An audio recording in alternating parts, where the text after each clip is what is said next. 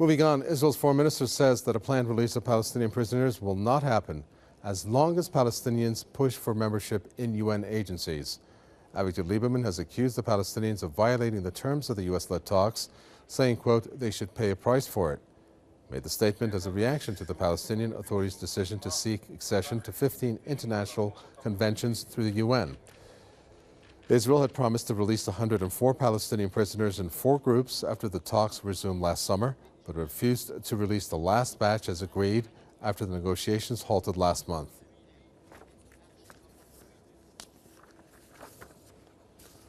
From occupied Ramallah, Nell Burton, correspondent, joins us to tell us more about these talks.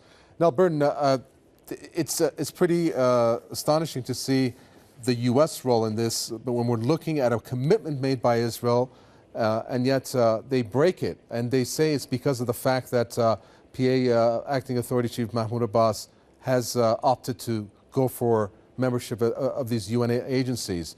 I mean, is that what happened? Is that the reason, or is it otherwise?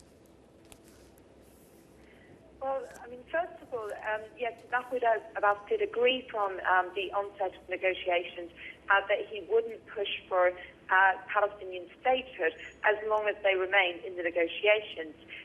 However, the Israelis, continued very violent aggressions on the ground and, released tenders for over 10,000 new settlement units within the West Bank and East Jerusalem. The Israelis continued to break promises throughout the negotiations, and, at the end of it, Mahmoud Abbas decided it was actually the best decision to just, add a signature to 15 UN conventions, which isn't illegal. It's a completely legitimate thing for any state to join in, the UN.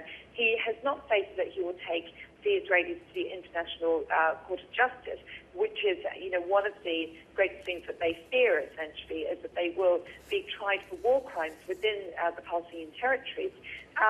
But, however, it seems that the Israelis are now issuing seemingly empty threats. I mean, Avigdor Lieberman essentially said you'll pay the price, but he didn't say, in what way they will pay the price. It seems that they've already been paying the price through the continued settlement expansion and aggressions on the ground.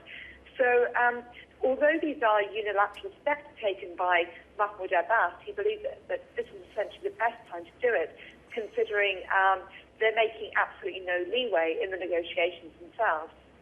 Thank you very much for that. Nell Burton talking to us there from occupied Ramallah. Thank you, Nell.